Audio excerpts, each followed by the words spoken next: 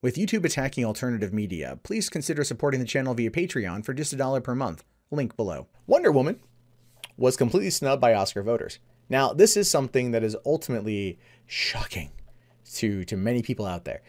They are upset at this because they thought Wonder Woman was clearly going to get nominations. There was talks about that from back in June when the movie opened.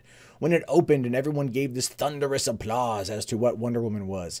This spectacle of a film, this rebirth for the DCEU, this path forward for female superheroes, this path forward for female-led action movies, this path forward for female directors.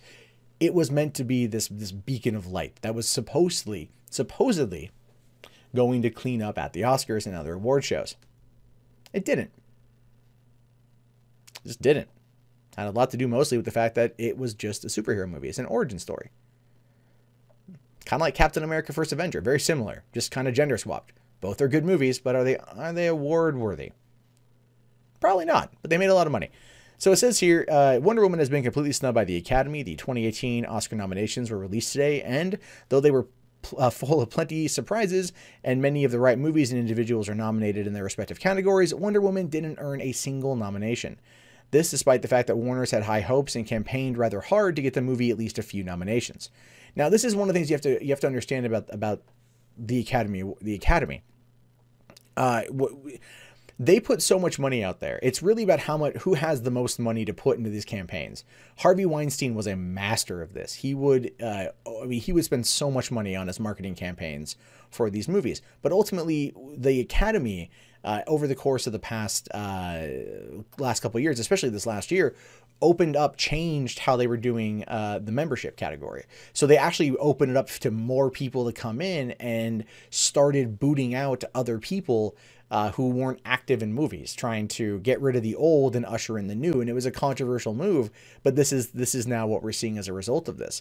What we're seeing are these films that wouldn't technically normally be nominated, and the ones that, you feel like our Oscar bait would, but it would completely overshadow something that is like Wonder Woman. Because when you start breaking it down and you look at the type of people that are coming into the mix, the ones that they're trying to include, the super inclusive types, does Wonder Woman even really fit that mold?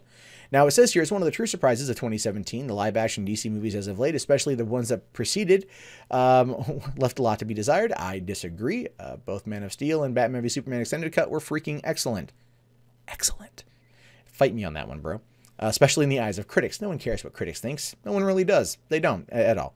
Wonder Woman changed all that. The movie managed to be a huge critical success, currently boasting a 92% approval rating on Rotten Tomatoes, with the site recently naming it the best reviewed superhero movie of all time.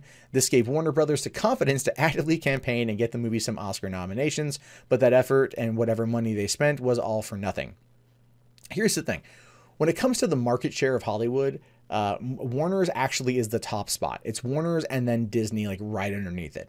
Warner's puts out a lot of movie every single year. Why they were campaigning for Wonder Woman over, let's say, Dunkirk is kind of beyond me. I mean, Dunkirk is a Warner's that ended up getting nominated, but they should have put that money behind Blade Runner 2049 because that movie was a true tour de force. Wonder Woman was serviceable. It was good. It was fun, but it's simple. Blade Runner is complex. It's deep. It's emotional. You're in this world that you don't want to leave when the adventure is over. But with Wonder Woman, you were like, bring me Justice League, right? That was the difference of the type of movie. Now, money isn't the issue when it comes to Wonder Woman, though. The movie made $821 million worldwide, making it one of the biggest hits of last year overall. That part cannot be denied. Earning even a couple of Oscar nominations would have really iced the cake for this truly remarkable movie. What about it is remarkable, though? I just kind of have to ask that question now. What about Wonder Woman is remarkable? I liked it. I really, really, really liked it. I just watched it again a couple weeks ago. Still really enjoyed it. But it's a simple process. It's a simple movie. How is it remarkable? I mean, if you ask anyone that, the general idea is going to come back and say, well, it stars a woman. That's their bar for remarkability. I love that they always do that, even though they always overlook other movies, other franchises that have female leads. They always tend to do that every single time. It's one of the weirdest things. Hollywood has like the shortest memory for that kind of representation, unless you're accused of sexual assault or something, and then it's like, whoa, we go back 20 years on this shit, if not longer. Unfortunately, it was a very crowded race this year, and the Academy couldn't make any more room for many comic book movies. Though Logan did score a nomination in the Best Adapted Screenplay category, which is rather surprising. Yeah, because it should have gotten Best Picture. Sorry, Hugh Jackman, Best Actor. James Mangold, Best Director. I stand by that statement. We're still waiting for a comic book movie that can overcome the odds and score a Best Picture nomination, and many thought that Wonder Woman was going to be able to do it.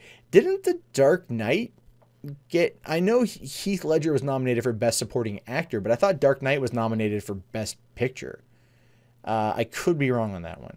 Though the real snub in many will be the fact that Patty Jenkins didn't get a Best Director nomination for her work.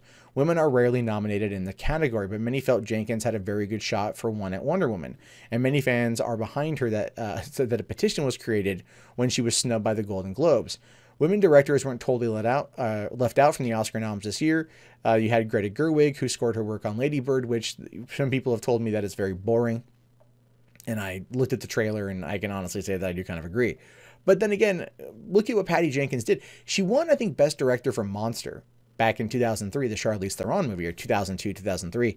And that was a good movie. But then again, she was coming into an already kind of homogenized world. She did make Wonder Woman her own, but at the same time, she was still trapped by the vision Zack Snyder had. Snyder never wins awards, but he does create visual fests that are amazing to behold.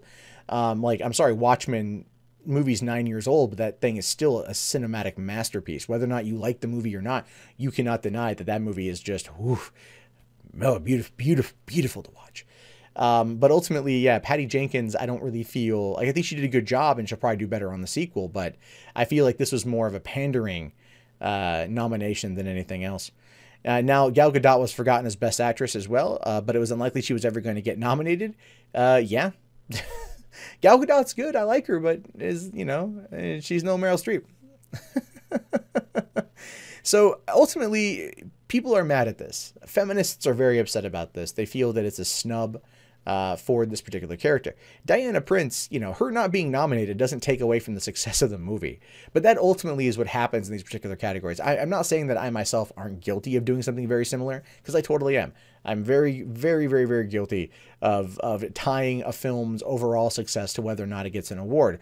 I was like that a long time ago, not so much anymore, because look, the movie is the movie. I have the Blu-ray, I can pop it in, I can watch it anytime I want, and enjoy the hell out of it. Whether or not it has an Oscar or a Golden Globe or whatever really means nothing to me. And ultimately it means nothing to everyone else, but when people get really mad over this kind of stuff, I think it says a lot more about them than it does. And what I love is that the petition for her to get to get the nominations was met more with applause, whereas people were trying to get the Zack Snyder cut of Justice League, and that was met with mockery and scorn. So there is clearly a bit of a bias, and a hypocritical one at that, when you try to compare Wonder Woman to the rest of the DCEU and the fans' reactions of such. But the Oscars are the Oscars, and there's always going to be 2020 after Wonder Woman 2 comes out right in the middle of freaking Oscar season.